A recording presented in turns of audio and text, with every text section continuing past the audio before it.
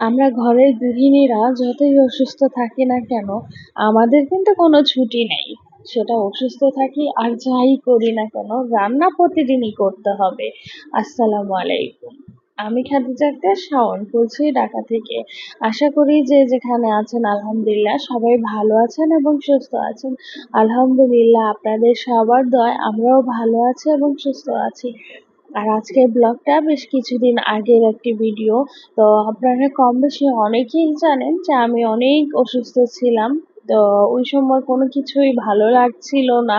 আমার ফেস দেখে হয়তো বা আপনারা বুঝতেই পারছেন যে আমি কি পরিমাণ অসুস্থ ছিলাম। তো যতই অসুস্থ থাকি না কেন, ঘরের কাজ কিন্তু আর বসে থাকবে না। তো বিকালের দিকে দেখলাম বাতাস ছেড়েছে। তো আজকে রান্না বান্নাও তেমন একটা ছিল না। তো আর এইদিকে আমার ডাইনিং টেবিলটা এত পরিমাণে ময়লা হয়েছে। আসলে কি ওই যে অসুস্থ থাকলে, শরীর ভালো না থাকলে না কোনো কিছুই করতে ভালো লাগে না, মন চায় না কোনো কিছু করতে। তো সারাদিন তো শুয়ে বসেই থাকি, আর আজকে যেমন তেমন কোনো একটা রান্না বান্নাও ছিল না। তো ভাবলাম টেবিলটা একটু গুছিয়ে নেই, ক্লিন করে নেই। আসলে সারাদিন তো বাচ্চাদের নিয়ে দেখা যায় এটা সেটা খাওয়া দাওয়া হয় টেবিলটার উপরে। তো একটু ময়লাটা একটু বেশি রঙেরই হয়ে যায়। তো আমার আবার একদমই ভালো লাগছিল না, মানে চোখে আর সহ্য হচ্ছিল না। তো কি আর করার, টেবিলটাই গুছিয়ে নিব, কারণ হচ্ছে যে পুরো ভাষাটাই আমার এখন মানে এলোমেলো আছে, যেটা এখন এই মুহূর্তে গোছানো আমার পক্ষে একদমই সম্ভব না। তো শরীর অনুযায়ী অল্প অল্প করে গুছিয়ে নিচ্ছে এই আর কি। তো কিছু রান্না করা ছিল, তো বাকি আবার কিছু করব। তো ডাল ছিল, আর হচ্ছে আপনার চিকেন ফ্রাই করেছিলাম দুপুরে, সেটাও ছিল। আর একটু চিংড়ি মাছ ভুনা করব।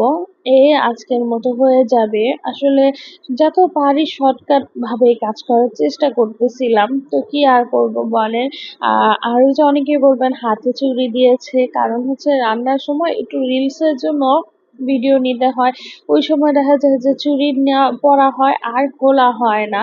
এদিকে পেঁয়াজটাও দিয়ে দিয়েছি চিংড়ি মাছের জন্য, একটু লাল করার পর আমি চিংড়ি মাছটা দিয়ে দিলাম।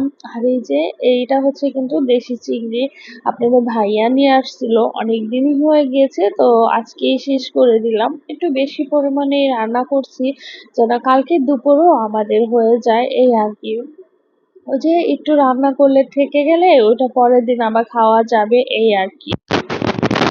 যাই হোক, রান্না করছি। আর আপনাদেরকে একটা কথা বলে দেই, যদি আমার ভিডিওটি ভালো লাগে লাইক কমেন্ট আর শেয়ার করে দিবেন।